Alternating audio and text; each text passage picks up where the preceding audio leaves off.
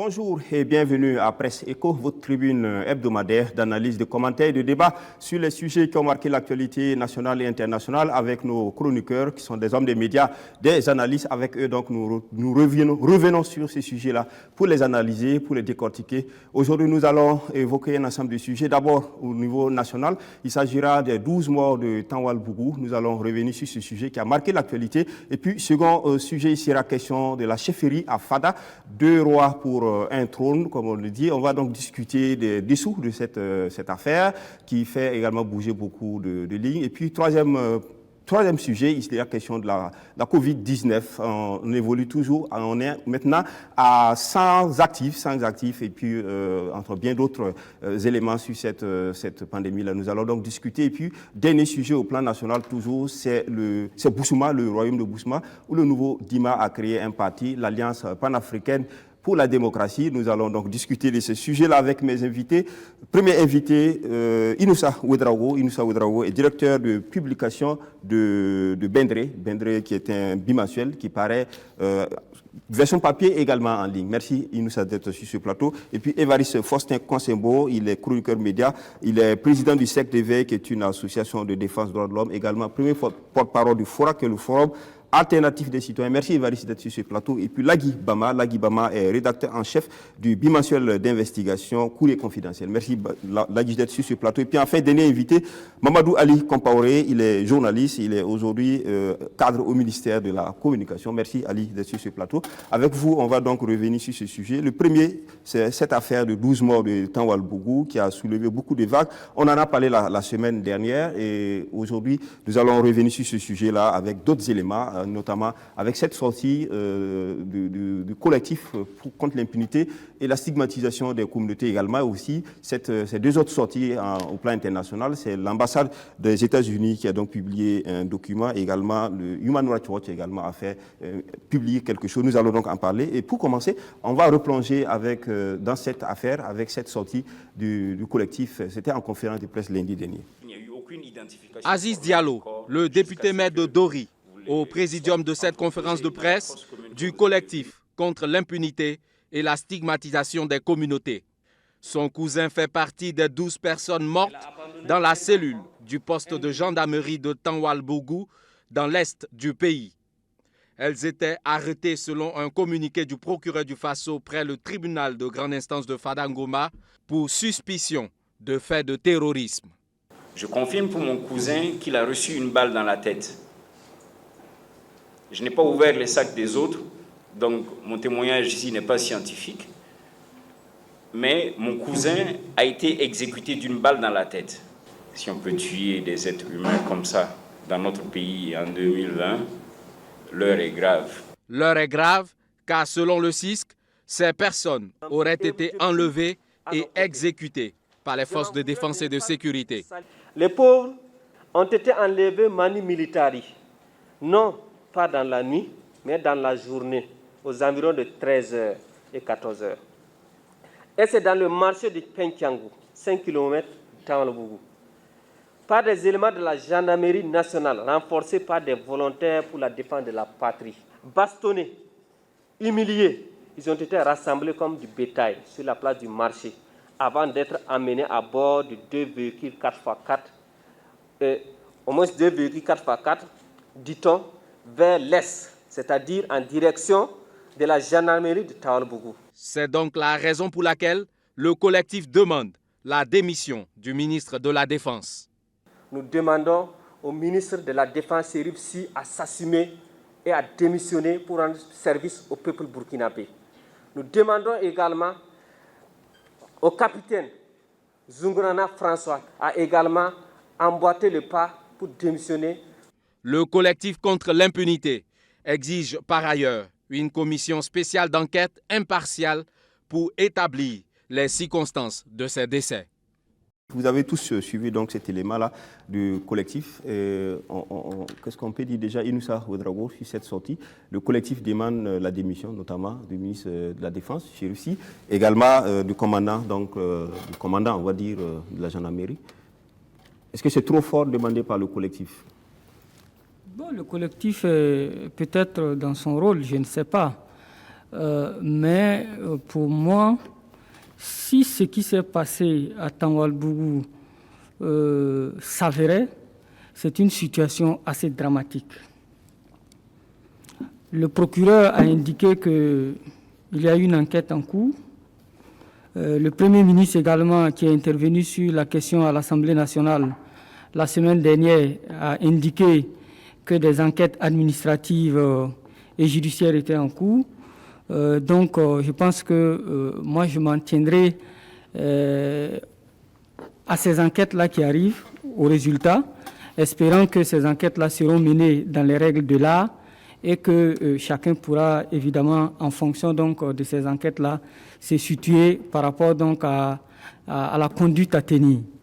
Maintenant, demander la démission du ministre de la Défense ou du commandant en question qui a conduit les opérations, ça, c'est, à mon avis, une requête militante, une requête politique, et il reviendra à celui qui a nommé ces gens-là à ces postes-là de dire si oui ou non, en l'état actuel, ils doivent démissionner. Mais je dis une fois de plus que si c'est vrai, c'est quand même un cas grave parce que globalement, notre armée, malgré les limites des moyens qu'ils ont, malgré les conditions difficiles dans lesquelles ils travaillent, a su globalement rester dans une moindre mesure, en tout cas dans les règles qui gouvernent donc les guerres, et que ce soit au niveau national et surtout au niveau international où nos militaires ont souvent été sur des théâtres d'opération. Il revenait globalement que les militaires burkinabés s'en sortaient en respectant globalement les droits de l'homme. Donc c'est assez surprenant que ce type de situation arrive dans cette lutte contre le terrorisme-là. Mais une fois de plus, attendons les enquêtes pour être situées. Et justement, quand on parle d'enquête, il y a beaucoup de suspicions parce que c'est la gendarmerie qui est mise en cause. Le procureur a désigné également encore la gendarmerie pour mener cette enquête. Est-ce qu'à ce niveau, il n'y a pas de doute que l'on ne fasse pas le travail? Parce qu'on un juge est parti à la fois, on ne peut pas forcément dire les choses contre soi-même. C'est possible, mais je retiens que il est arrivé quand même que on fasse des enquêtes dans un même corps et qu'on puisse mettre en doute le comportement de ses coéquipiers ou en tout cas de ses collègues. On a déjà vu ça, que ce soit au niveau de la magistrature ou dans d'autres corps. On a vu, il y a des hommes intègres, tout le monde n'est pas inféodé, tout le monde n'est pas béni oui-oui. Et il y a encore dans ce pays quand même des gens qui font du bon boulot et j'espère qu'en la matière, des gens vont conduire de façon indépendante des enquêtes et que cela pourra donc aboutir au jaillissement donc, de la vérité. Lagui Bama, sur cette question, qu'est-ce qui peut expliquer aujourd'hui qu'on en soit arrivé, là, Younoussa le disait, que l'armée burkinabé, de façon coutumière, du respect des droits de l'homme sur les théâtres d'opération, mais qu'est-ce qui peut bien expliquer qu'ici, on arrête des personnes et qu'on revient, on soit à cette situation de bavure, si tel est le cas? Je pense que beaucoup d'éléments peuvent être avancés pour expliquer ça. Hein. Je vais retenir peut-être deux, à mon sens, pour expliquer ça. Moi, je trouve que nos braves soldats, ils sont au front et ils font face à plusieurs ennemis à la fois. Il y a d'abord les terroristes, qui sont déjà un ennemi assez redoutable. Il y a ensuite leurs propres responsables. La hiérarchie, et même la gouvernance même de façon générale. Elle finit par devenir un obstacle même pour ces pauvres soldats-là. Ensuite, leurs conditions même de travail. Ça fait tellement d'obstacles auxquels ces pauvres gens-là, malgré leur détermination, sont obligés de pouvoir affronter pour s'en sortir. Et là, ce n'est pas évident. Parce qu'on a un ennemi aussi que les terroristes, et qu'en plus de ça, on doit avoir à faire face à des questions de primes impayées depuis des mois, à des questions de matériel qui ne répondent pas souvent quand on est attaqué, à des questions de véhicules souvent qui ne peuvent pas avancer dans un certain nombre de terrains. Mais c'est trop pour ces pauvres gens-là. Et quand on est dans ça, et quand l'ennemi vient frapper et qu'on réagit, ben, c'est pas évident, hein, on peut pas. C'est-à-dire que moi j'imagine ces gens souvent dans quel état d'esprit se retrouvent souvent pour faire face à. Excusez-moi, parce que moi je ne suis pas trop habitué à ce truc-là. Pour faire face à cette situation-là. J'imagine que c'est très très difficile pour eux. Ça voudrait dire que les soldats sont dans une phase où ils agissent on va dire comme ça, ils agissent de façon anarchique, parce qu'eux-mêmes ils seraient peut-être dans une situation inconfortable. Justement, ils moi je pense à ça. Hein. Moi, je ne suis pas là-bas avec eux, mais j'imagine quand je regarde le contexte et tous les éléments du contexte, je pense qu'ils peuvent en arriver là. Parce que quand tu as assailli comme ça de tant de problèmes, avec un ennemi aussi redoutable que les terroristes qui peuvent se muer en toutes sortes de choses devant toi, finalement tu ne sais plus qui est qui devant toi. Et même le pauvre citoyen lambda qui aurait pu peut-être être un allié pour toi, tu le vois finalement comme un ennemi. Surtout que l'ennemi qu'on a en face, il est diffus, il est multiforme, on ne sait pas, il est difficile à être identifié. Donc voilà comment il peut se retrouver à s'en prendre à des innocents sans qu'il ne soit vraiment... Moi, j'imagine. Hein, est-ce que ça voudrait dire que quand, par exemple, le collectif contre l'impunité et la stigmatisation des communautés dit, par exemple, que certains responsables, le ministre, par exemple, de la Défense, certains responsables du commandement doivent démissionner, est-ce que ça voudrait dire que c'est à ce niveau qu'il faut chercher la solution de ce problème? Non, une chose est claire, c'est qu'on a un problème de leadership dans cette lutte-là. Ça, c'est clair. Parce que ça fait quand même beaucoup de temps qu'on est dans cette affaire. On a l'impression qu'on n'avance pas. Souvent, on a l'impression qu'on recule dans cette lutte. On n'avance pas. Non seulement on n'avance pas, mais souvent, on a tendance à reculer. Moi, je pense qu'il y a des problèmes qui doivent être résolus depuis très longtemps, qu'on n'en parle plus dans cette lutte, et on devrait pouvoir avancer. Mais si depuis le début, les pauvres soldats sont au front, ils traînent toujours les mêmes problèmes qu'ils ont connus depuis le tout début de cette crise. Les mêmes problèmes des gilets qui ne les protègent pas. Les mêmes problèmes d'armes qui ne suffisent pas. Mais finalement, qu'est-ce que cette gouvernement a fait pour faire avancer cette lutte-là? Et en plus, l'autre point sur lequel je voulais insister, quand cette affaire de Tawalbouga est arrivée, moi, mais après, avec le développement des choses, le communiqué que le procureur a fait, c'est avéré que c'est un grave mensonge qu'il a fait, c'est pas sérieux du tout. Il a menti littéralement sur toute la ligne. Il ose dire que ces gens-là sont morts dans une cellule de garde à vue. Les images qu'on voit, ce pas des gens qui sont derrière. Si c'est ce qu'on a rapporté au procureur, qu'est-ce qu'il peut bien dire? Mais c'est de tout ça que c'est toute la hiérarchie. Avec les enquêtes, parce que lui, si le procureur il est dans son bureau, il a envoyé des gens qui sont revenus raconter du n'importe quoi, il assume. C'est toute la hiérarchie. C'est pourquoi je trouve que toute la hiérarchie est responsable. Parce que là, il ne peut pas faire un tel communiqué pour dire que ces gens sont morts dans une cellule, alors qu'on les voit avec le corps déchiqueté, le corps ensanglanté, avec des balles dans la tête pour certains. Quelles sont ces cellules-là? Dans la cellule, il y a des choses qui font déchirer les corps comme ça. Donc, c'est cette gouvernance par le mensonge là aussi qui fait que nous n'avançons pas aussi. Ça, il faut pas en finir. Parce qu'il y a trop de mensonges dans cette lutte. Et au début, quand on en parlait, on nous accusait d'être des pro-terroristes. Mais voilà, ça nous rattrape aujourd'hui. D'accord.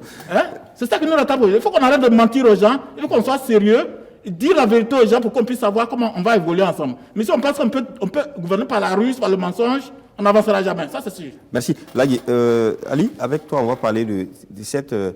on va dire, exportation de l'affaire Tawalbouga. On a vu par exemple l'ambassade des États-Unis au Burkina, donc, qui a réagi au nom donc, des États-Unis, qui dit que les États-Unis sont préoccupés par ces allégations de crimes donc, faits par les associations, les défenseurs des droits de l'homme, et entend discuter avec le gouvernement des résultats des enquêtes qui seront menées. On a aussi Human Rights Watch qui a demandé qu'il y ait des enquêtes crédibles et que les enquêtes soient déportées ou envoyées au niveau de Ouagadougou pour qu'elles soient transparentes et plus crédibles, et que le commandant en poste à la gendarmerie de Tawalbouga, soit mis en congé administratif. Est-ce que ça voudrait dire que c'est une affaire qui prend une dimension suffisamment grave?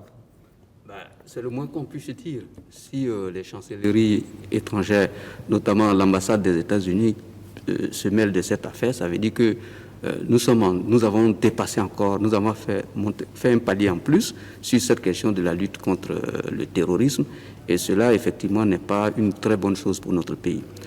Ceci étant, le Human Rights Watch a toujours été présent sur ce terrain, il a toujours dénoncé un certain nombre de manières de faire dans la lutte contre le terrorisme, mais cette fois-ci, c'est l'ambassade des États-Unis à Ouagadougou qui envoie un papier qui attire l'attention des autorités. C'est-à-dire que c'est écrit dans des formes très diplomatiques, mais qui se lit entre les lignes, ils ne sont pas en train de négocier notre pays sur cette question. C'est des injonctions à la limite qu'ils donnent à notre pays pour donner des informations claires, crédibles sur comment est-ce que ces gens ont été tués, sont morts, et puis essayer d'arrêter un certain nombre de choses. C'est-à-dire tout simplement qu'il faudra faire attention dans la lutte contre le terrorisme. Même si cette lutte est légitime, les moyens que nous devons utiliser pour lutter contre ce terrorisme-là, ce n'est pas par tous les moyens on n'utilise pas tous les moyens pour lutter contre le terrorisme. Il faut utiliser des moyens démocratiques, des moyens légaux, afin que cette lutte-là ait un sens. Sinon, à la limite, ce que je suis en train de voir, ce sont les terroristes qui sont en train de prendre le pas sur nous. Du point de vue de la communication, en tout cas, ils ont un pas d'avance sur notre pays, sur nos soldats. C'est nous qui courons maintenant pour expliquer ce que nous faisons, alors que c'était eux, normalement, qui devaient le faire. Donc, il faudra faire très attention sur cette question. Maintenant, on parle du manque de moyens des forces de défense et de sécurité. Moi, je suis quelqu'un qui aime parler énormément sur les faits. J'aime pas déborder. J'aime pas inventer des choses pour dire. Et je reviens assez régulièrement, quand on me parle de moyens, je dis toujours que c'est faux, ce n'est pas les moyens qui manquent. Et je prends un exemple clair, le ministre de la Défense a dit à Bobo Dioulasso qu'en 4 ans, depuis que le MPP est au pouvoir, ils ont dépensé plus d'argent en achat de matériel que Blaise Compaoré en 27 ans. C'est lui qui est le ministre de la Défense. Donc on ne peut plus nous parler de moyens dans la lutte contre les choses. Moi je dis tout simplement, l'option militaire que nous avons utilisée dès le départ peut être le problème. Deuxièmement, sur le terrain, il faut ajouter que ceux qui se battent contre les terroristes, ce sont des jeunes. Hein. Ce sont des jeunes, ce n'est pas des gens assez âgés. Là, Bama a parlé de la hiérarchie militaire, mais cette hiérarchie militaire est bien responsable. Quand vous mettez des jeunes là-bas, sur le terrain en train de se battre, ils voient certains de leurs camarades qui tombent, qui pleurent en mourant, ou bien qui meurent en pleurant. Qu'est-ce que vous voulez qu'ils fassent? Leur réaction est tout à fait humaine. Ils réagissent de façon épidermique. Et voilà, nous sommes dans une situation difficile. Donc pour moi, la responsabilité incombe en premier lieu au chef d'État, puisque c'est lui le chef suprême des armées, le ministre de la Défense, le chef d'état-major général des armées, et puis l'ensemble des officiers du Burkina Faso qui, au lieu d'être sur le terrain, sont à Ouagadougou en train de se pavaner, pendant que les enfants sont au four et au moulin, laissés à eux-mêmes. Donc on ne peut pas accepter que notre armée-là soit une armée qui se défonce et qui laisse des jeunes gens et des volontaires sur le terrain. Et à cette allure, les bavures-là vont se multiplier et à la fin, le Burkina Faso risque d'être condamné pour génocide. On n'est pas loin de cette histoire parce qu'aujourd'hui, de plus en plus, les gens parlent de cette affaire. Dieu merci, on n'est pas encore arrivé à ce stade, mais faisons attention. Il faut que les responsables militaires, les responsables politiques essaient de prendre la chose vraiment très au sérieux. Le député maire de Dori, le député Aziz Diallo, on ne va pas l'accuser d'être quelqu'un quelqu'un qui s'exprime comme ça, c'est quelqu'un assez modéré. S'il accepte de sortir pour dire que lui, son cousin, a reçu une balle dans la tête, on sait que son parti est membre de la PMP, l'Alliance pour la majorité, l'Alliance pour la majorité présidentielle. On ne veut pas le dire, on ne peut pas le taxer comme on taxe Ali Compaoré d'être aigri. Lui, quand même, il n'est pas aigri, il mange normalement bien. Donc, il dit ça, ça veut dire que c'est très sérieux. Et il faudra que la gouvernance MPP fasse attention, sinon ses premiers responsables, ce n'est qu'un conseil d'amis, ses premiers responsables risquent de se retrouver à La Haye, même si moi je n'aime pas La Haye, ils risquent de se retrouver là-bas. Merci Ali. Évariste Konsebo, c'est tout ça? Non, moi L'armée aujourd'hui, la question semble être que l'armée aujourd'hui est délaissée. Nous avons des militaires sur le terrain qui sont délaissés, donc ils agissent aujourd'hui pour se défendre eux-mêmes. D'abord, je pense que le scénario où le Burkina serait condamné serait encore moins grave. Moi, je crains fort qu'à l'allure où les choses vont, nous risquons d'observer une radicalisation, en fait, d'une certaine partie de la communauté. Parce que vous savez, cette radicalisation peut, à moyen terme, amener une guerre civile au Burkina. Parce que les gens ne vont pas croiser les bras et regarder qu'on vienne les prendre dans les marchés, aller les exécuter. À un moment donné, il y a une limite. À un moment donné, ils vont réagir. Mais cette réaction va nous toucher tous. Ah oui, tous autant que nous sommes, ou même directement ou indirectement. Parce que personne ne peut garantir à quel moment c'est un de ses parents ou de ses frères serait quelque part et qui serait sous le coup donc du délit de faciès. Voilà, donc c'est ça encore. Donc maintenant, c'est vrai que j'ai entendu un peu, on a essayé de dédouaner, mais vous savez, c'est quand même une armée, même si c'est une armée qui était politisée en 83 et qui est restée. Moi, je peux quand même dire que du peu que je connais notre armée, un sergent ou un caporal ne peut pas se lever à aller poser des actes sans avoir été instruit. C'est pas possible, c'est très très difficile. Donc de ce point de vue-là, je n'y crois pas du tout.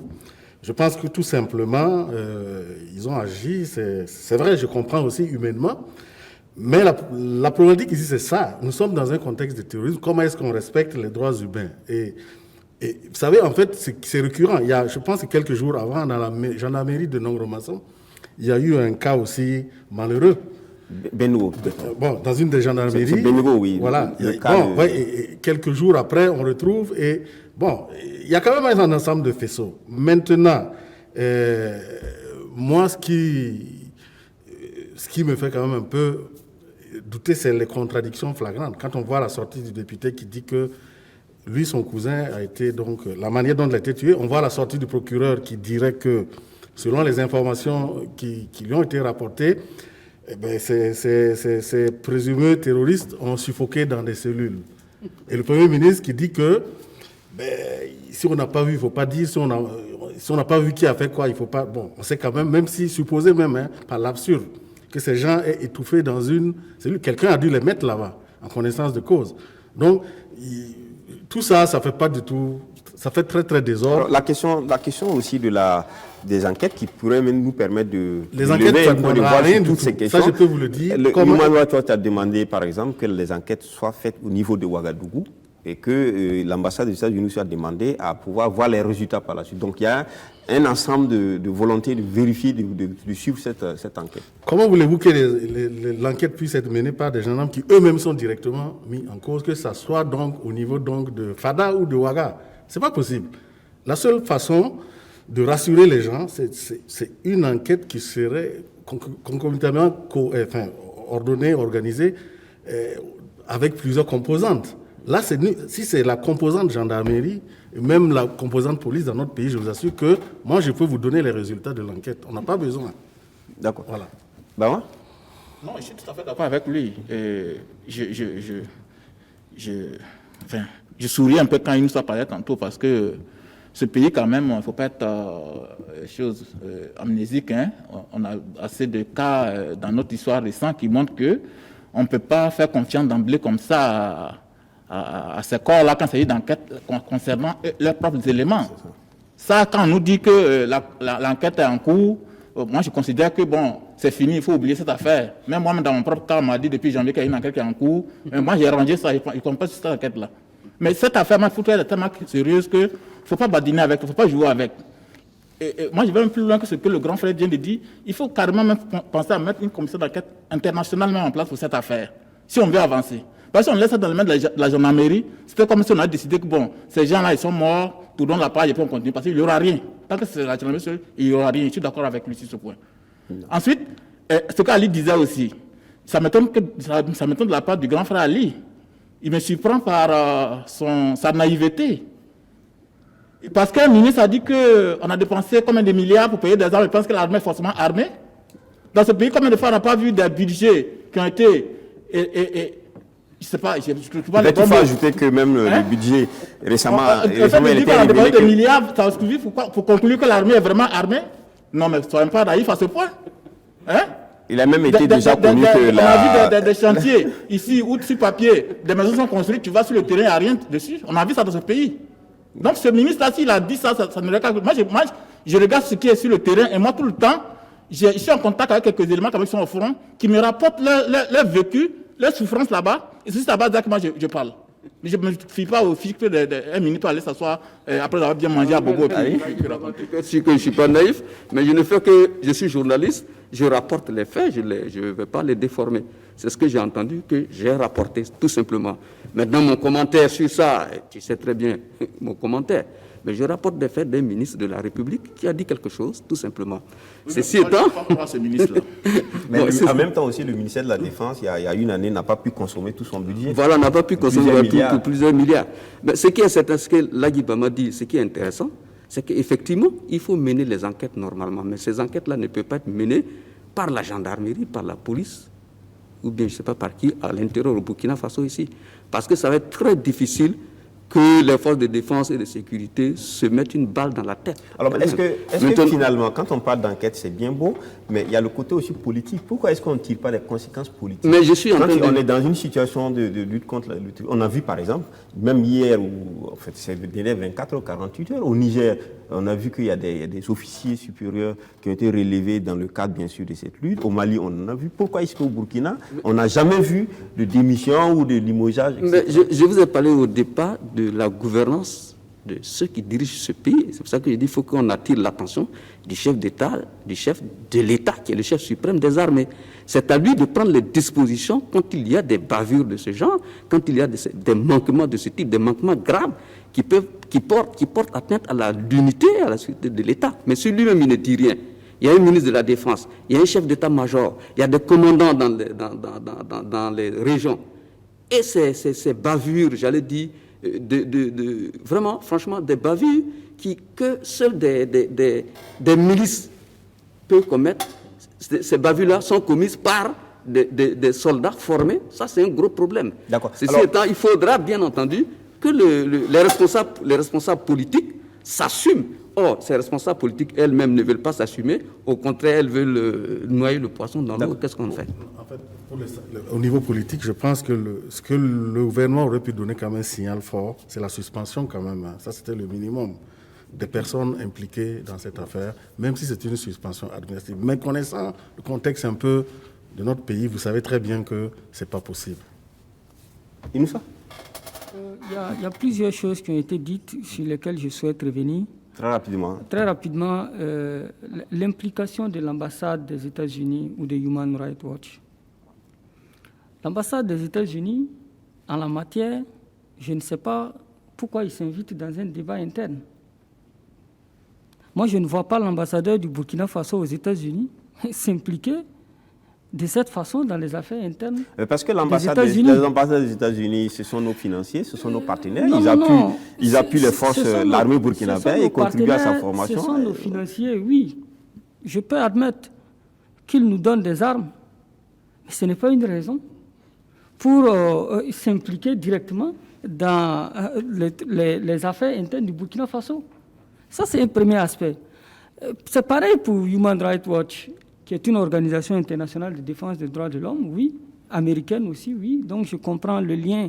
Oui, mais est-ce que la question des droits de l'homme, c'est une question universelle, c'est une question qui est référée dans tous nos textes de droit. On a signé des conventions, on a signé des déclarations, on a signé des instruments internationaux. C'est au nom de cela que les autres aussi peuvent avoir droit de regard dans ce contexte. Je ne nie pas ce fait-là. Je ne nie pas le droit à Human Rights Watch de faire son travail. Non, absolument pas.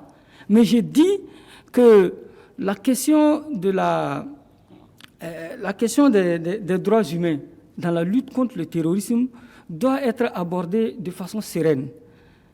Nous sommes des journalistes et nous travaillons sur la base des faits.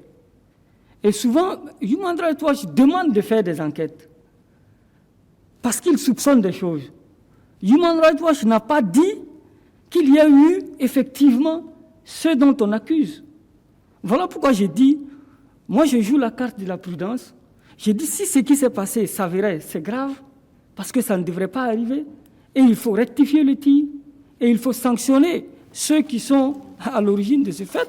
Mais je dis aussi que même les États-Unis, et ça ne justifie pas que nous, à notre niveau, on fasse des bavures, mais quand les États-Unis ont pris Oussama Ben Laden, ils l'ont exécuté. D'accord. Ce sont des éléments que je donne pour dire que dans cette situation de guerre terroriste qui nous a imposée, il y a aussi la dimension géopolitique qu'il faut voir. D'accord. L'autre aspect sur lequel je souhaite revenir rapidement, c'est le fait que on a tendance, Ali Mamadou Compaoré l'a dit, non, je ne pense pas que notre armée soit diminuée à ce point. Ce n'est pas une question d'équipement aujourd'hui. Et là, Bama aussi. Je n'ai jamais dit. J'ai dit notre armée est très équipée. Nous avons selon le ministre de la Défense, Chérif Si. C'est Bama qui trouve que je suis naïf en croyant à Chérif Si. Ah, d'accord. Voilà. Dans tous les cas, moi, j'estime que le débat ne se pose pas aujourd'hui en ces termes. Est-ce que c'est les moyens qui manquent à nos FDS pour faire le travail? Parce qu'ils sont en train de tuer. Qui ils sont en train de tuer? Des civils. Avec quoi? Des armes? Non. Allons au-delà. Posons sereinement le débat. Alors le problème, c'est quoi? Alors, qu'est-ce qui pourrait être bien le problème? Non, le problème ici, c'est que dans le cadre de la lutte contre le terrorisme, des gens estiment que leurs parents ont été tués, ont été exécutés dans les cellules, et il y a une enquête en cours. Maintenant, chacun peut se faire une opinion, parce que les faits sont sacrés et les commentaires sont libres. Chacun de nous peut se dire que c'est des exactions, d'autres peuvent estimer que les forces de défense et de sécurité ont travaillé de façon professionnelle. Là n'est pas le débat. La question aussi qui est là, il y a seulement le comportement peut-être des forces sur le terrain, mais il y a aussi le fait qu'on soit dans une guerre et on a besoin aussi de résultats. Est-ce qu'aujourd'hui on a des résultats? Quand on regarde un peu toutes ces provinces, on vient de voir que la CENI ne peut pas, dans au moins 3 provinces de l'Est, ne peut pas faire des enrôlements parce que question de sécurité. Est-ce que là, on peut dire qu'on a vraiment des résultats à ce niveau-là? S'il vous plaît, je voulais... très rapidement. Non, quand il y a eu l'opération au Tampanou, le chef d'état-major général Moïse Minungu a dit que quand les journalistes lui ont demandé de donner le bilan des morts, il a dit qu'il ne donnera pas de bilan parce que ce sont des Burkinabés, ce sont nos frères, et que le plus important, ce n'est pas ça. Et à une conférence publique, on a demandé au chef d'état-major de l'armée des terres, Jules Bationo, la question sur les droits humains et autres. Il est revenu là-dessus en insistant sur la nécessité, non seulement pour notre armée d'éviter la stigmatisation, mais aussi et surtout d'éviter les exécutions extrajudiciaires. D'accord. Donc, merci.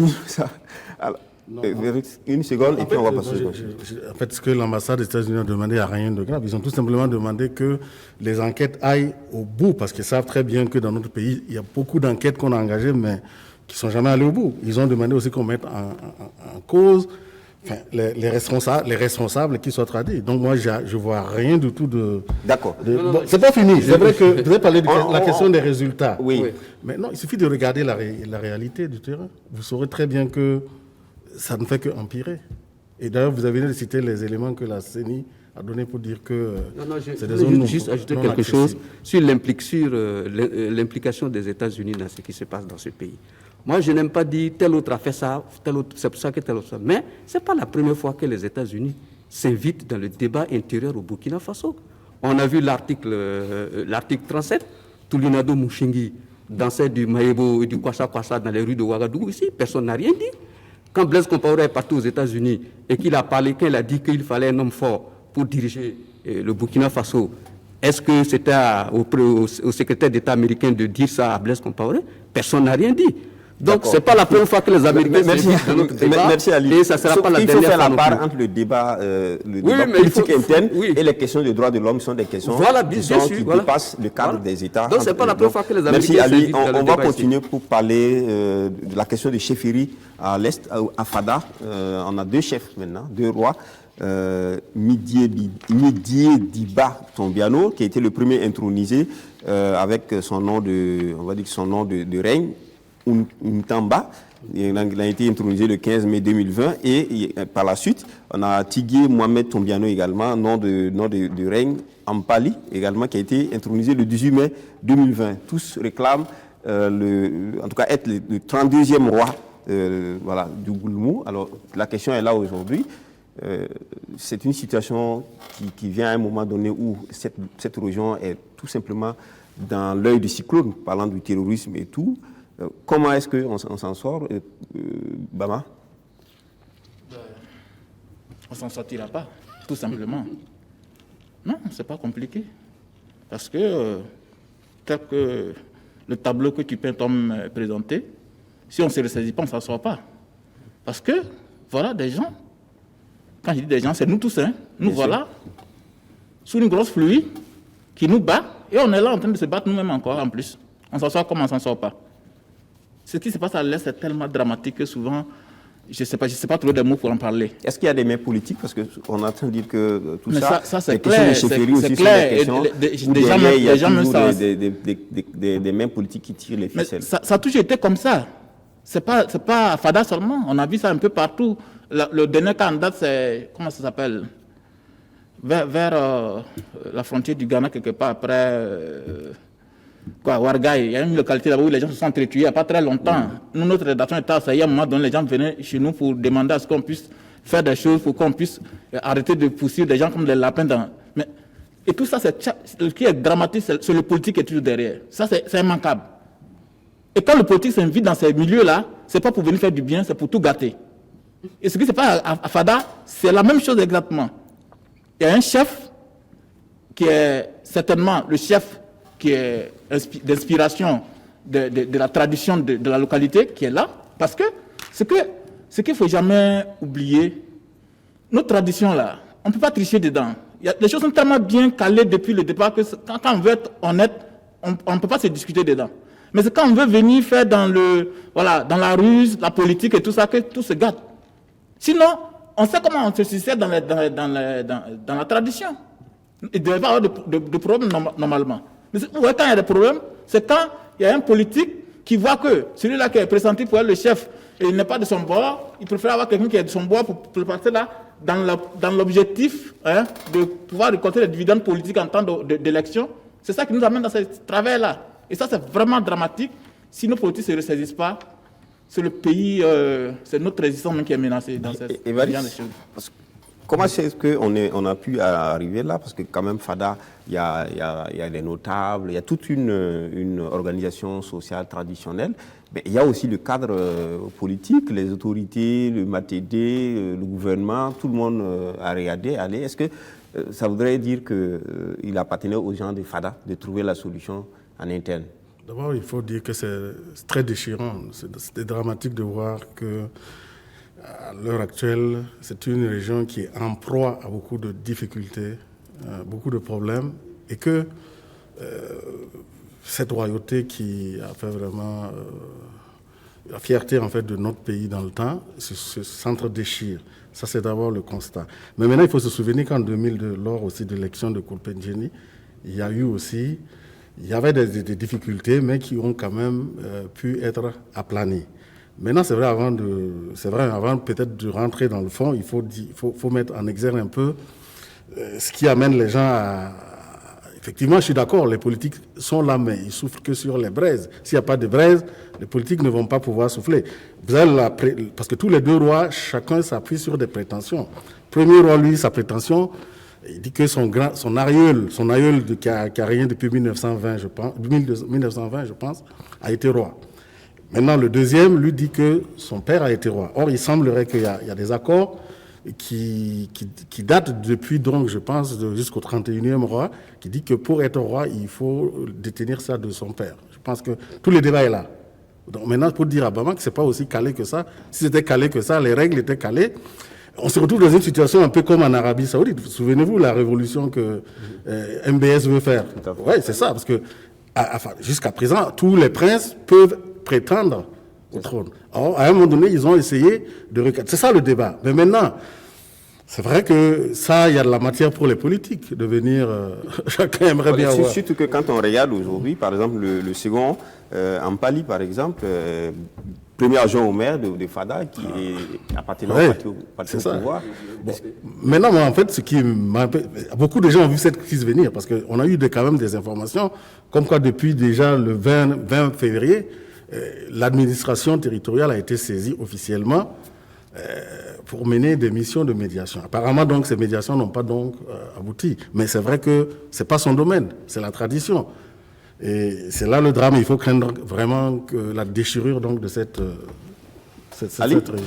Ce qu'il faut, c'est vraiment assez déchirant, c'est assez pénible pour notre pays, parce que le royaume de Fadangourma, c'est un grand royaume dans notre pays, et que quand il y a des soubresauts là-bas, c'est quand même pas une bonne image qui est renvoyée au pays. Si on met la crise à Fada à l'intérieur de la crise au Burkina Faso, c'est une société vraiment qui se trouvent dans une tourmente assez difficile et c'est un peu pénible. Et surtout quand on prend géographiquement Fada, on se rend compte qu'après 20 km de Fada, on est déjà dans une espèce de no man's land parce qu'il y a des terroristes, des djihadistes qui infestent les endroits. Voilà le premier sujet, nous avons parlé des 12 morts, c'est dans cet endroit.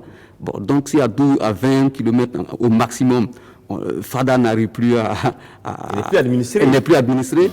Et qu'à côté de cela, les chefs, les princes de Fada n'arrivent pas à s'entendre pour choisir un chef, c'est assez difficile. C'est vrai qu'il y a des rivalités entre eux au départ, et comme l'a dit si bien Faustin, les hommes politiques viennent souffler sur les braises. Il faut ajouter que Ampali, celui qui vient d'être intronisé lundi dernier, est premier adjoint au maire, il est secrétaire général du parti au pouvoir MPP. Bon, tout ça là, ça donne des amalgames et ça donne l'impression que c'est le pouvoir politique, une fois de plus, qui veut s'ingérer dans ces affaires-là, parce qu'il y a les élections à venir. D'accord, mais en même temps, ce qui peut paraître un peu étonnant, intriguant, c'est que on est dans Évariste le disait tantôt, on est dans un État, dans une république. Il y a une situation qui arrive et l'administration essaie de faire des démarches, elle n'arrive pas et laisse la situation éclater. Mais de toute façon, l'administration a ces informations de par les maires, le gouverneur qui se trouve là-bas, de par aussi les agents de renseignement qui sont là-bas, qui ramènent toutes les informations au niveau central. Il ne faut pas oublier que le maire de Fada, M. Louari, je crois, a quitté Fada parce qu'il ne voulait pas se mêler de tout ça. Donc c'est une affaire qu'on voyait venir.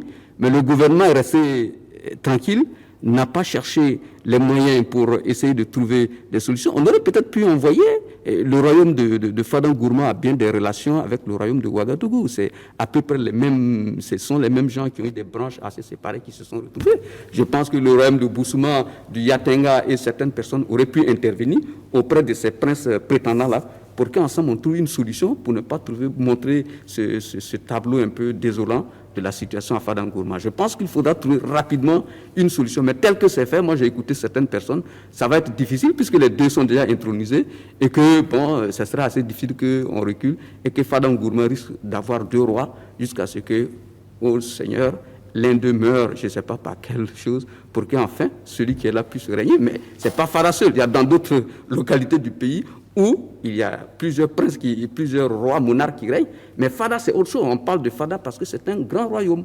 Donc, alors, mais là, on est vraiment au niveau des rois. Et dans les chefferies inférieures, on voit souvent des divisions. Mais là, c'est quand même un des rois, quand même des grands royaumes. Des 5 royaumes, c'est très important. Conséquence de tout ça, Inoussa, à commencer par on va dire peut-être la passivité de l'administration. Pourquoi le gouvernement, jusque-là, on n'a pas vu de signaux, on n'a pas vu en tout cas de façon officielle, on n'a rien vu, alors qu'on sait bien que c'est une situation qui peut aller de mal en pire.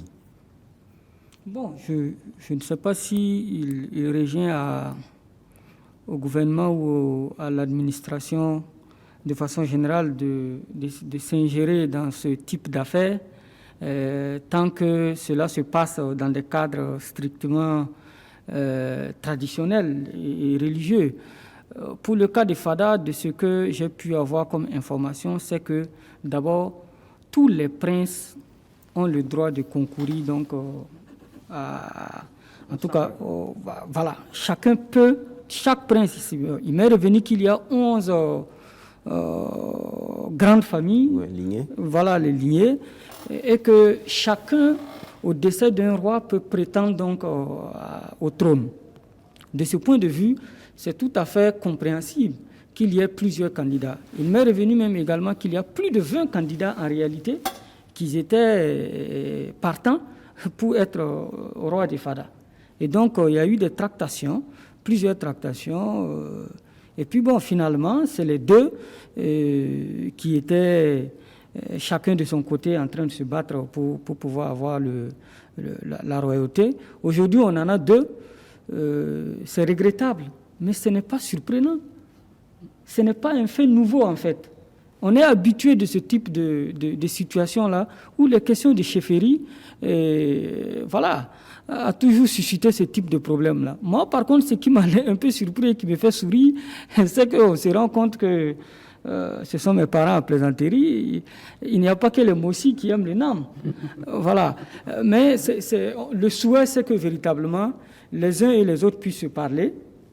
Vous avez évoqué le cas justement des autres Dima, celui de Ouagadougou, du Yatenga, du Boussouma et de Tenkodogo, qui n'ont rien dit jusqu'à présent. En temps normal, il m'est revenu qu'ils envoient une délégation à l'investiture donc du roi de Fada, mais dans ce cas-là, ils n'ont pas amené de délégation. Ça veut dire effectivement que nous sommes dans une situation délicate et il appartient donc aux fils et aux filles de Fada de pouvoir se surpasser et de trouver en tout cas une sortie honorable parce que, comme le disait Lagui, quand la pluie vous bat, ne vous battez pas entre vous. La situation de l'Est est déjà difficile. Merci. Lagui, vous voulez ajouter quelque chose? Parce que là, on a deux chefs, deux rois. Comment on va Fada va vivre à deux double vitesse quoi. Ouais, pour maintenir et surtout persister que généralement dans les traditions, tout est bien calé. Moi, c'est ma conviction, tout est bien calé. Et quand on voit des situations où il y a des conflits, c'est qu'il y a un moment donné où il y a eu des incidents qui n'auraient pas dû être. Sinon, normalement, ça ne devait pas arriver. Le cas que le grand frère vient de prendre, si on creuse, on va aller voir que c'est passé à un moment donné. À cette époque-là, il y a eu quelque chose qui s'est passé dans le normal. Et la royauté a quitté. Est-ce que dans le processus, il n'y a pas un qui n'a pas respecté le verdict?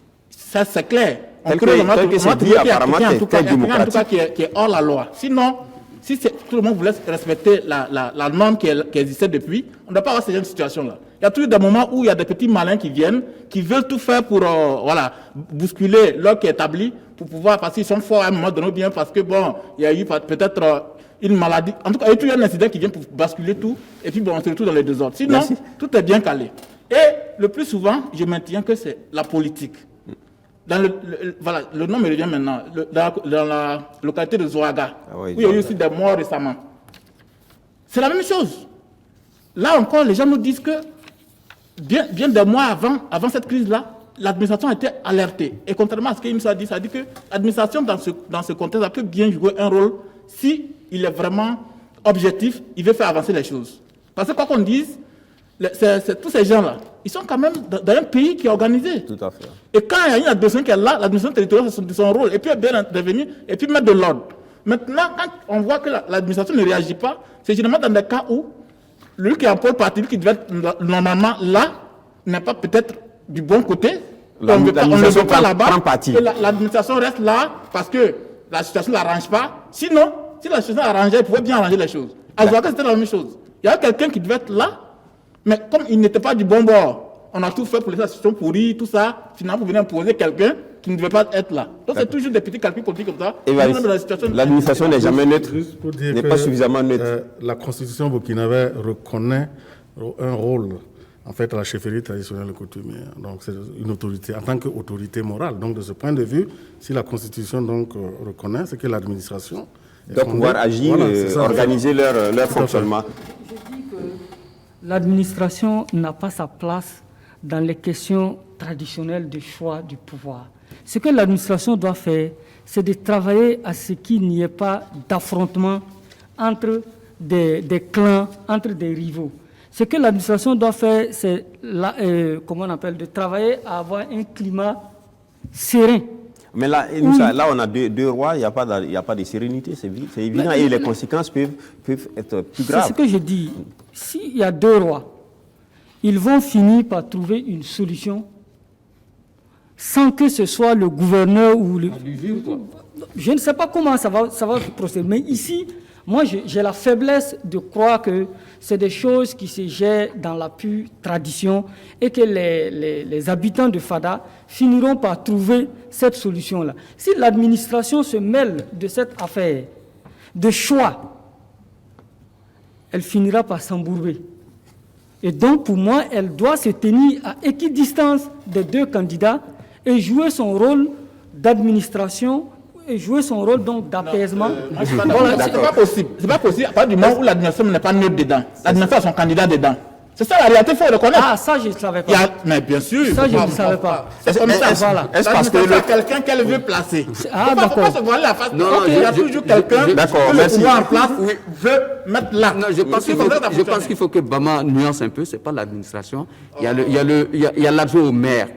Oui, mais est-ce que le fait qu'il soit qui est militant MPP, Je parlais du politique. Ah, ok, d'accord. Du politique. Mais la politique, l'administration dans le pays qui tient l'administration. C'est le pouvoir. Mais en même temps aussi, il ne faut pas penser que parce que l'autre est d'un parti politique quelconque, donc il est forcément le choix de l'administration. Est-ce que ceci doit entraîner cela? Là où je suis d'accord avec Lagui Bama, l'administration de notre pays a la responsabilité de la paix sociale à l'intérieur du pays. Et si l'administration se rend compte qu'une situation peut amener le désordre dans le pays, l'administration burkinabé a le droit d'intervenir, ne serait-ce que suspendre même la désignation du roi, et puis les tractations se mènent afin qu'à Fadam Gourma, il y ait un chef respecté et aimé de tous. Respecté tout au moins respecté de tous.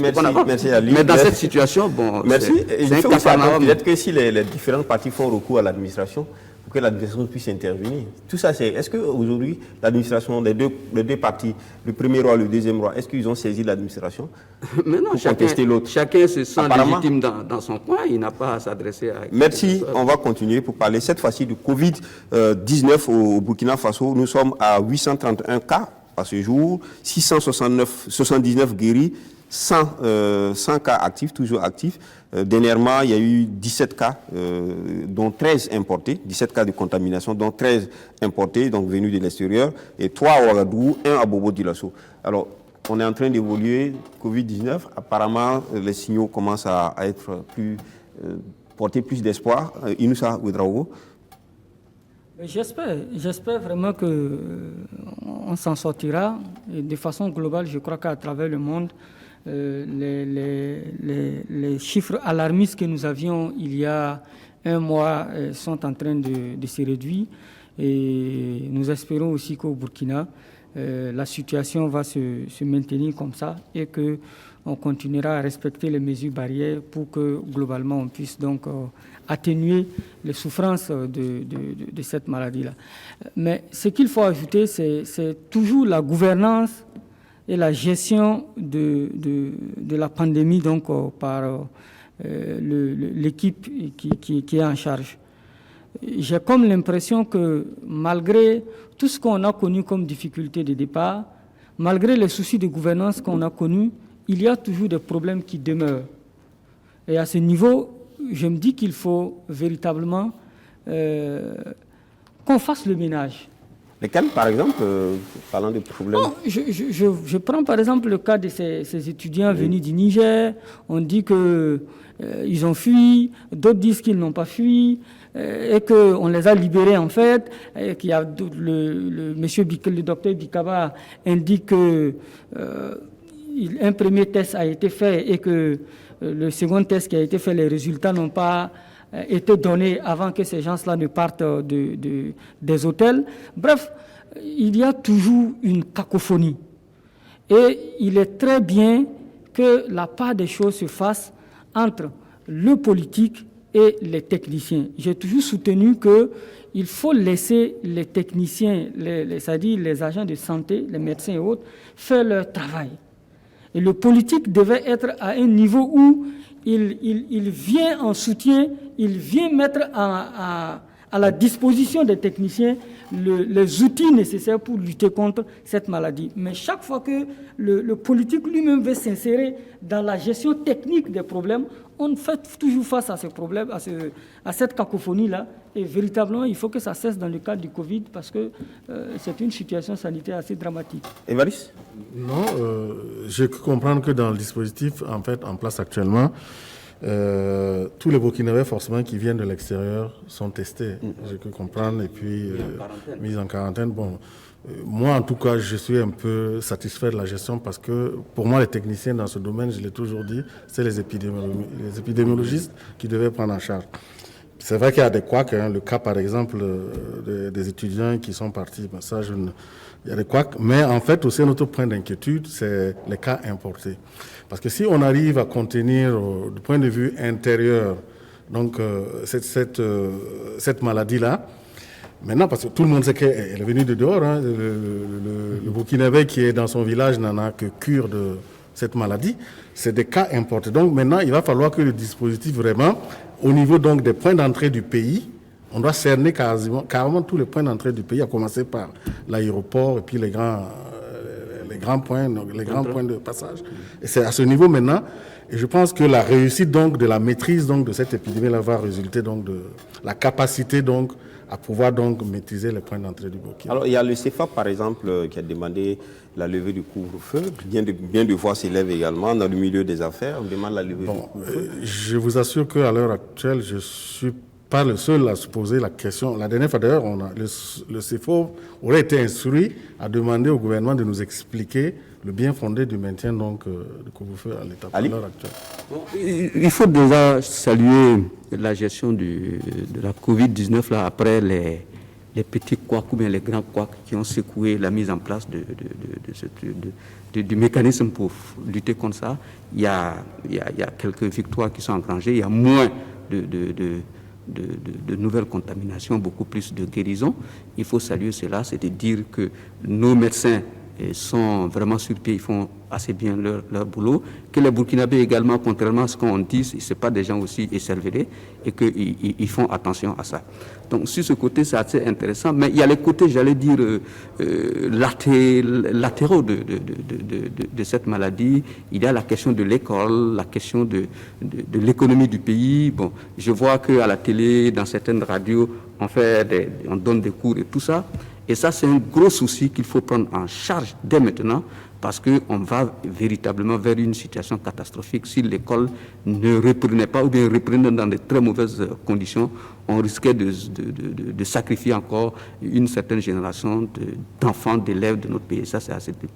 Sur le plan économique aussi, on se rend compte que les mesures prises, même si elles sont bonnes de nature à préserver la vie des gens, on se rend compte que ces mesures-là aussi jouent sur l'économie et que d'un moment à l'autre, ça va être assez difficile. Par exemple, tout le monde demande en quoi le couvre-feu peut arrêter l'avancée de la Covid-19, alors qu'en ville, la journée, les gens se promènent. Vous regardez Ouagadougou, très peu de gens portent des masques. Les gens se promènent, ils se touchent, ils se saluent. Il y en a certains milieux même qui nient l'existence de la Covid-19. Ils vont jusqu'à dire que c'est des cas importés. On donne des noms, moi je ne vais pas le faire. On donne des noms. Bon, donc il faudra aussi que le gouvernement s'asseye et réfléchisse un peu plus sur la question du couvre-feu, afin que, toute l'économie, notre économie qui est une économie informelle, hein, ça, il ne faut pas se faire des illusions là-dessus. L'économie de la nuit aussi rapporte un peu d'argent à l'État. Et puis, il y a aussi les libertés. Je pense que c'est vrai, on veut être soigné, mais également, il faut tenir compte aussi des libertés, des trucs. Moi qui suis musulman, j'ai eu du mal à aller prier parce que, à partir de 21h, ça aussi, c'est important pour mon équilibre. Donc, je pense qu'il faudra, mais je dis à tête reposée, comme je l'ai dit toujours, à tête reposée, les différents responsables des différents secteurs s'asseyent et puis ensemble, on trouve un moyen pour sortir lentement, sûrement, de cette situation qui n'est pas... Merci. Allez, Bama une vue non, je crois que sur ce point, finalement, Mario nous on se retrouve au moins sur un sujet, parce que là, c'est clair que on avait espéré qu'avec tout ce qu'il y a eu comme réaménagement, on allait pouvoir vraiment se déterminer à mettre de côté un certain nombre de comportements, de pratiques, mais malheureusement, il y a toujours des ratés. La résistance à un certain nombre de niveaux. Et moi, quand j'ai vu cette affaire d'étudiants qui se seraient enfuis, ou bien comment on appelait ça, ça m'a rappelé tout de suite cette affaire de l'avion de Tunis Air. Tunis Air, oui, qui est arrivé. Voilà. Moi, ça me fait penser que les gens n'ont pas totalement encore arrêté de mentir. Le mensonge persiste toujours parce que c'est la même chose aussi qui s'est passé à Tunis Air. Tunis Air, on nous a fait comprendre que c'est des gens qui ont refusé de se faire héberger à l'INGS ou bien dans un autre centre. Mais quand on a enquêté, moi j'ai rencontré les gens, mais ça ne s'est pas du tout passé comme ça. La version que le gouvernement a donnée, ce n'est pas du tout la réalité. Les gens n'ont pas refusé de se faire héberger. On a convoyé les gens, aucun n'a fui. Deux cars escortés des gendarmes sont allés prendre les passagers, tous les passagers, au pied de l'avion, et les convoyer jusqu'à l'INGS à Gunga et puis un autre centre qui était un peu plus devant. Aucun n'a fui, sauf deux personnes. un diplomate tunisien qui était dans le vol et puis une dame qu'on a laissée, on ne sait pas au nom de quoi, mais c'était avec l'accord des autorités qui étaient sur place, notamment le gouverneur. Et le reste, on les a amenés sur les 2 sites. Mais arrivé là, le problème qui s'est posé, c'est que les sites, je ne crois qu'ils ne sont pas allés voir, mais j'écoute ceux qui sont allés voir, les concernés eux-mêmes. Il y avait des maisons, quand tu rentrais dedans, venaient de faire la peinture, tu ne peux pas respirer. Des gens qui venaient de se soigner en Tunisie, qui rentraient, allaient le mettre dans des conditions comme ça, ils ne pouvaient pas accepter. Et même les gens du Covid qui les ont accompagnés là-bas ont reconnu que les lieux n'étaient pas adaptés. Et ils sont restés dans cette tiraille qu'à 19 h, l'heure du coup fait arriver. Les gens disent, si vous pouvez trouver des places pour nous abriter décemment, nous on va rentrer chez nous. Et le même monsieur, le responsable qui était là, c'est lui qui a dressé une liste de ces passagers pour dire, si vous voulez rentrer chez vous, mettez vos noms et puis vos coordonnées de téléphone et puis rentrez chez vous. C'est juste sur l'accord que les gens rentrent chez eux. On vient de faire un communiqué pour nous dire non, que c'est les gens qui ont fui. Quelle irresponsabilité! Et c'est ça qui continue. Quand les gens n'ont pas arrêté. Tous les cas des étudiants dans les hôtels, c'était pareil aussi. C'est ça, les gens ne sont pas sérieux. Les gens ne sont pas sérieux. On ne veut pas se mettre au sérieux pour faire le travail de façon vraiment rigoureuse. Les gens s'amusent avec le travail qu'on leur confie. Et après, quand il y a des problèmes, bon, on vient crier, oui, on ne dit jamais la vérité aux gens. Et ça, c'est grave.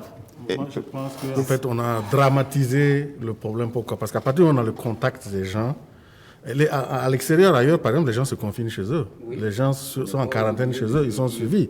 Maintenant, le problème, c'est le suivi, c'est tout. Mais sinon, en fait... Mais là même également, les gens se posent des questions parce que comment des personnes de ce nombre-là, au moins une vingtaine, peuvent s'évaporer comme ça. Comment on les garde? Il n'y a pas de gendarmerie, il n'y a rien. Un bon monde comme ça, qu'on les garde. Bon, tout ça, c'est des questions pratiques quand même. Il n'y a pas de sérieux dans ce qu'ils appellent confinement. Ils ne sont pas rigoureux. Hein? Merci. On va terminer cette émission avec le dernier sujet. Il s'agit donc du parti qui a été créé par le nouveau Dima de Boussouma Nava Sigiri, qui a été donc intronisé le 10 août 2019. Succédait à son père qui est décédé. Il a lancé le parti pour l'Alliance panafricaine et la démocratie. En tout cas, c'est le parti qui est différent du parti de son papa, qui était le Rassemblement pour la démocratie et le socialisme, RDS. Alors, d'aucuns se sont déjà fait une opinion. On entend dire que c'était pas normal qu'un chef, un roi du reste, entre en politique, même si le père était en politique. On attendait du fils autre chose. Ce qui est quand même étonnant de lui, c'est qu'à son intronisation, j'ai cru comprendre qu'il avait dit qu'il n'allait pas jouer le rôle politique et qu'il allait se réserver donc à sa fonction traditionnelle. Et plus tard, je pense une année après, moins d'une année après, maintenant le revoilà sur la scène. Mais bon, d'abord, il faut aussi se souvenir que il sait de qui il retourne. Son père a fait toute une carrière, c'était le plus ancien de dessiner à l'Assemblée. Oui, à l'Assemblée. Donc, on ne peut pas rompre comme ça. Donc, je pense peut-être que... Et puis, en plus, aussi, il y a d'autres réalités aussi. Bon, c'est vrai que du point de vue, en fait, de sa stature, hein, il y a beaucoup de problématiques. Hein, parce que quand on est roi, dans son royaume, je suppose qu'il y a des citoyens de tous les partis politiques. Mais maintenant, si lui... Il opte maintenant d'être pour un parti, ça pose vraiment de sérieux problèmes. Ce qu'on peut rappeler dans le contexte du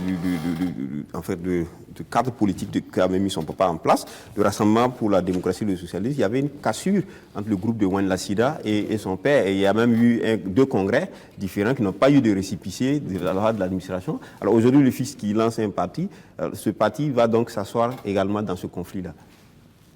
Non, je pense que s'il a créé notre parti de façon vraiment différente, c'est qu'il s'est passé, il veut vraiment tourner la paille de ce vieux conflit. Il ne veut plus se voir mêler à ce vieux conflit. C'est pourquoi il a préféré aller créer un autre parti de façon vraiment détachée, même s'il va compter certainement sur l'appareil de son papa et tout ça.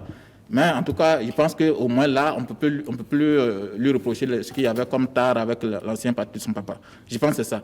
Mais moi, le problème qui se pose ici avec cette histoire-là, ça rejoint un peu le sujet qu'on a abordé dans tout ce concernant Fada. C'est-à-dire que ça pose le problème de la chefferie traditionnelle dans la politique. Et c'est dommage que ce quinquennat soit fini sans qu'on a pu trouver une solution à ce problème. C'était posé depuis longtemps, ça avait partie des sujets qui était en tout cas au centre des débats, des réformes institutionnelles. Malheureusement, on n'en a pas du tout parlé. Certainement, on sait pourquoi, parce qu'il y a des gens qui tirent profit de cette situation confuse-là. Mais moi, je pense que tant qu'on ne va pas arriver à trouver la place de la chefferie traditionnelle dans cette histoire-là, on va toujours rester là. Parce que là, comme il l'a dit effectivement, tu es partisan. Tu crées un parti. tu es partisan. Ceux qui ne sont pas ton parti, qui sont tes sujets dans ton royaume, qu'est-ce qu'ils font? En même temps aussi, est-ce que quand tu es candidat, est-ce que tes sujets ont le courage d'aller voter comme toi? Il y a tous ces problèmes qui se posent. Et c'est pourquoi moi j'ai toujours dit que on ne peut pas dire que la chefferie va faire la politique. D'ailleurs, quand n'importe quel individu, on fait la politique, même si on est un parti politique, on fait la politique. Mais le problème, la politique partisane, moi je pense qu'il faut que la chefferie traditionnelle se mette en dehors de ça. Sinon on ne va jamais s'en sortir. Ali, quand on regarde un peu le profil et l'entrée sur la scène de Abbas Sikri, on regarde aussi le côté politique. On sait par exemple que il y a le cas des conflits dans le royaume lui-même, dans la cour royale, on va dire comme ça, avec le maire de Boussouma, Kadri Désiré Ouédraogo. Il y avait donc ce conflit latent au niveau de la cour. Et il y a de l'autre côté le parti du papa aussi qui était là-bas aussi, il y avait une scission. Est-ce que son entrée ici en politique ne vient pas plutôt créer plus d'une situation d'instabilité dans ce royaume qu'un autre rôle qu'il aurait pu jouer de rassembler tout ce monde? Évidemment, quand on regarde Boussouma, ça ressemble un peu aussi à Fara, parce que le royaume de Boussouma, il y a beaucoup de grands princes là-bas à Boussouma.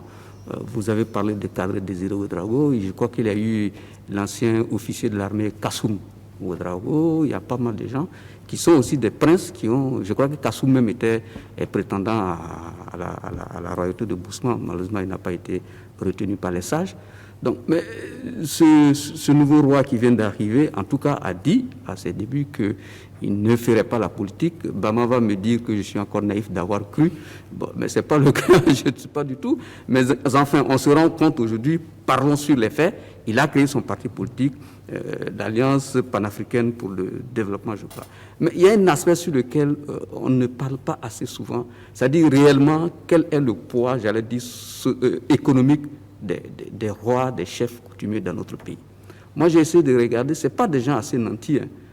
Or, la situation a évolué. Donc, le trône ne nourrit pas son homme. Voilà, le trône ne nourrit pas son homme au Burkina Faso. Et les choses ont évolué. Donc, les chefs, ils sont là, ils sont respectés et tout, mais le soir venu, il n'a pas un bon taux pour manger. Ça, c'est la réalité. Donc, il faut faire la politique. Il faut faire souvent. Est-ce qu'on peut justifier les choses? Non, je ne justifie pas. Je ne justifie pas. Je suis en train de regarder. Je dis cela parce que moi, je causais beaucoup avec Feu, son père, Sa Majesté. C'est Naba Sonré, je crois. Naba Sonré, que je taquinais beaucoup. Je dis, bon, écoutez, Majesté, vous êtes député depuis des années. Il m'a dit, écoute, mon petit, tant qu'il y aura des élections dans ce pays-là, je serai toujours élu. Je dis, mais comment ça, Majesté? Il dit, mais j'appelle mes chefs et je leur dis que je suis candidat. Avec 3 000 voix, c'est 30 000 voix, je suis élu. Donc, ce chef qui ne fait pas mon boulot, je lui retire son chapeau. On était à deux, il me parlait, on rigolait. Bon, mais en réalité, c'est ça la situation. Pourquoi ils veulent être chef? Pourquoi est-ce que quand il y a les meetings, vous les voyez tous assis devant? Mais c'est parce que le bonnet ne nourrit pas son homme. Et ces gens sont là. Il a pris, c'est un ancien fonctionnaire. Il devient chef d'un royaume important des Moussi. Ben, le soir venu, il n'a pas tous les moyens nécessaires pour vivre. Il va rentrer en politique. Pour recevoir ses étrangers. Pour sa cour. Donc, s'il y a des élections, avec son parti, il sera élu plus 1 ou 2 personnes. Ça lui fait un peu d'argent pour pouvoir maintenir sa cour. Je crois qu'il y a ça aussi, cet aspect qui fait que... Donc, pour moi, il faut trouver un moyen. Pour essayer de voir comment est-ce qu'on prend ces gens-là en charge. Il faut trouver un moyen pour voir comment est-ce qu'on prend ces gens-là en charge afin qu'ils deviennent des rois de tout le monde. Et non, parce qu'en créant un parti politique, c'est très partisan. Donc du coup, il y a Kadri Désiré Ouédraogo qui est là-bas, il y a d'autres personnes qui sont là-bas, et ils vont s'entre-déchirer encore dans le royaume de Boussouma, qui est encore un grand royaume aussi, là, et ça va être un gros souci. Il faut trouver un moyen pour que ces chefs-là puissent vivre décemment de leur chefferie. Et rester en dehors de la politique. Je ne sais pas comment on va faire, parce que nous ne sommes pas suffisamment riches, mais trouvons-en un moyen.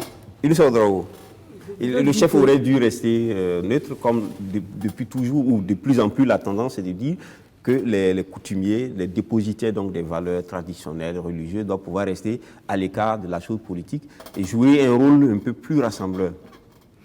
Non, la chefferie même, déjà, c'est un pouvoir, c'est de la politique. Ils font de la politique depuis toujours. Souvenez-vous qu'avant les indépendances, même la chefferie coutumière a tenté de faire un coup de force pour installer une monarchie constitutionnelle au Burkina. Donc ce n'est pas un phénomène nouveau. En plus de ça, vous-même, vous l'avez rappelé, depuis pratiquement 1970, le Nava Sonré, paix à son âme, était député à l'Assemblée nationale. On a eu d'autres, tels que le Koupiendieli, qui est aussi décédé malheureusement. Chef de Fada, oui. Donc, ça veut dire que la présence de la chefferie coutumière dans le débat politique s'est toujours posée aussi bien au Burkina que dans d'autres pays. Certainement que dans des pays comme le Ghana, ils ont pu résoudre la question, mais le débat reste posé parce qu'il y a une partie de la population qui estime que les chefs, en tant que citoyens, ont le droit justement de participer au débat politique. En 2012, le CGD a fait une étude, Afrobaromètre, qui montrait que globalement, 61% des Burkinabés ne souhaitaient pas voir le chef dans l'arène politique. Donc c'est une dimension assez importante que ces chefs-là doivent prendre en compte.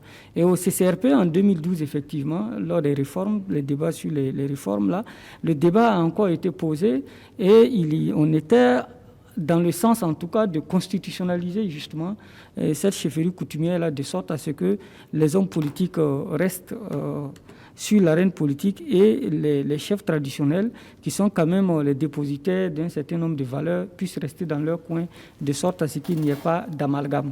Mais dans tous les cas, c'est un débat qui est à nouveau posé et évidemment, il faut trancher pour que on arrête de traîner comme ça les pieds sur ce débat, si oui ou non les chefs traditionnels doivent s'engager en politique. Comme je l'ai dit, ce qui est certain, c'est que les Burkinabés, dans leur majorité, qu'ils soient des communes rurales ou qu'ils soient des citadins, globalement, ils sont dans l'esprit de dire qu'ils souhaitent ne pas voir leur chef sur ce terrain politique-là. Okay.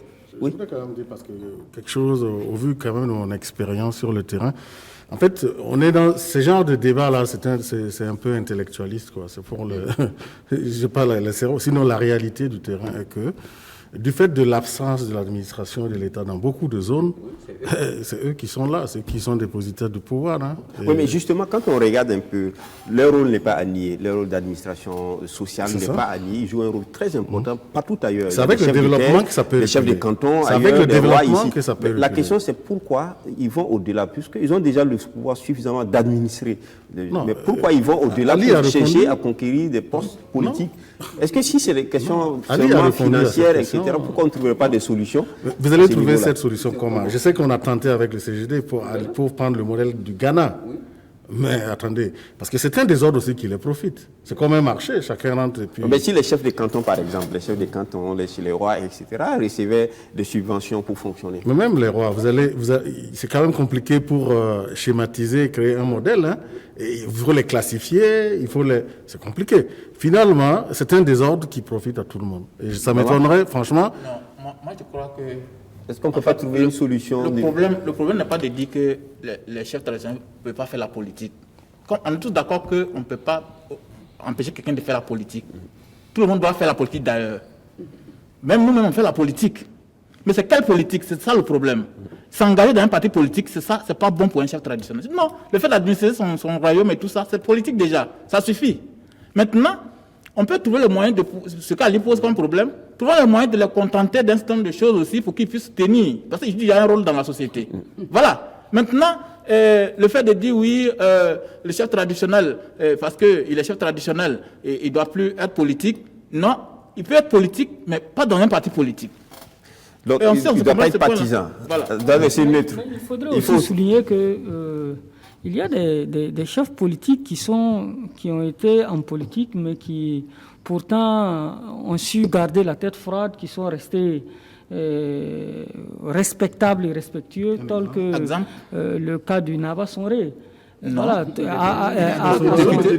à son décès. Oui, mais avant son décès, il y a eu des congrès quand même à l'ADS.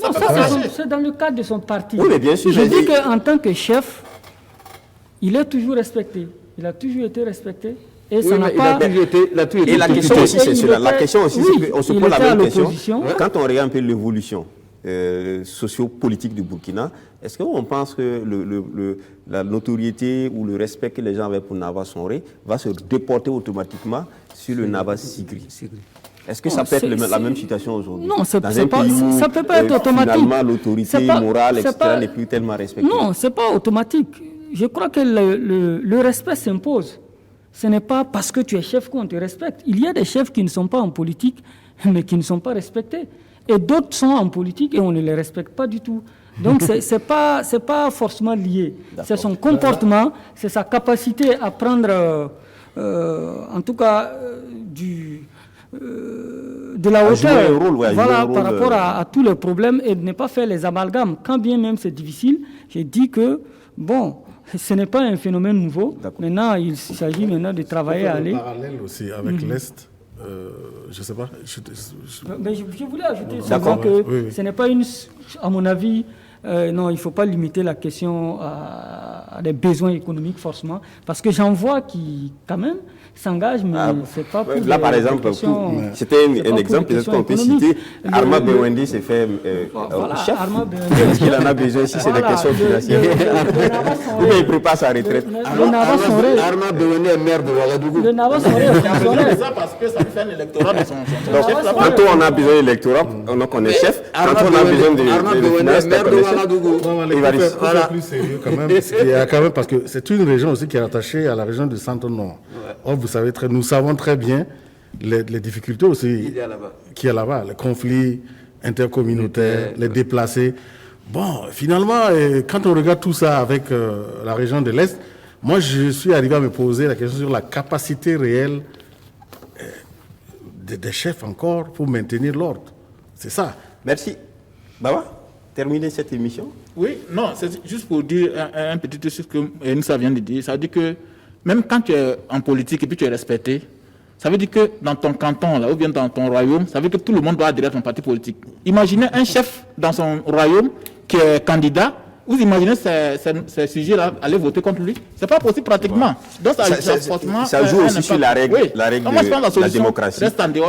Ça joue aussi sur la règle de la démocratie, parce que là, selon ce qui est dit, qui viennent pour compétir dans sa région ne peut pas. Voilà, selon ce qui est dit, Nava Sigli pratiquement de voter pour lui. Voilà, à convoquer tous les chefs de son ressort pour leur donner l'information qu'il crée un parti. Ce que moi je vu déjà une allégeance. Je voulais peut-être ajouter, c'est que il faut que la réflexion se mène encore, parce qu'effectivement, nous voulons construire un État démocratique avec des élections et tout, des valeurs. On a encore autour de nous, avec nous, des chefs coutumiers qui obéissent à d'autres règles. Bon. Quand un chef coutumier rentre dans l'arène politique, on dit on ne dit pas son nom, il faut donner son nom de guerre.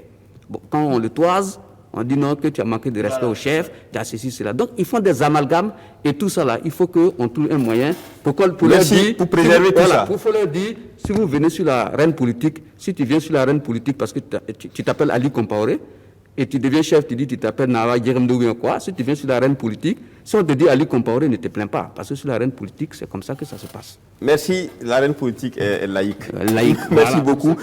Merci à vous d'avoir participé à cette émission. Merci à ceux qui nous ont suivis. Aujourd'hui, on n'a pas pu faire le débat interactif, ce sera pour la semaine prochaine. Merci à Bama, Lagui Bama est donc rédacteur en chef de Courrier Confidentiel, qui est un bimensuel d'investigation. Merci d'être passé. Mamadou Ali Compaoré, journaliste, aujourd'hui cadre au ministère donc, de la Communication. Merci d'être passé. Juste à ta droite, Ouedraogo Inoussa est donc directeur de publication du bimensuel également d'investigation. Bendre, qui paraît en numérique et également en support papier. Merci d'être passé. Et puis, dernier invité, Faustin Évariste Concebo, il est donc chroniqueur média, président du Cercle de Veille, qui est une association de défense des droits de l'homme et tout simplement premier porte-parole du FORA, qui est le Forum alternatif des citoyens. Merci à vous d'être venus sur ce plateau. Merci à ceux qui nous... Oui. Bendre a fêté ses 30 ans hier. Bendre a fêté ses 30 ans hier, d'accord. Merci. Donc, on souhaite à Bendre encore 30 autres années. Merci beaucoup. Et surtout, en tout cas, Bendre a fait un travail important dans le cadre donc, des médias, dans le cadre de la démocratie, à l'image de son fondateur, donc Chérif Sy. Et donc aujourd'hui, ministre donc, qui est passé de l'autre côté. Maintenant, c'est Inoussa donc, qui a la relève, c'est un challenge. Et qu'on est fiers de voir d'ailleurs bien porté. Merci donc et beaucoup de courage et beaucoup de chance également à Bendre. On se donne rendez-vous la semaine prochaine si Dieu le veut.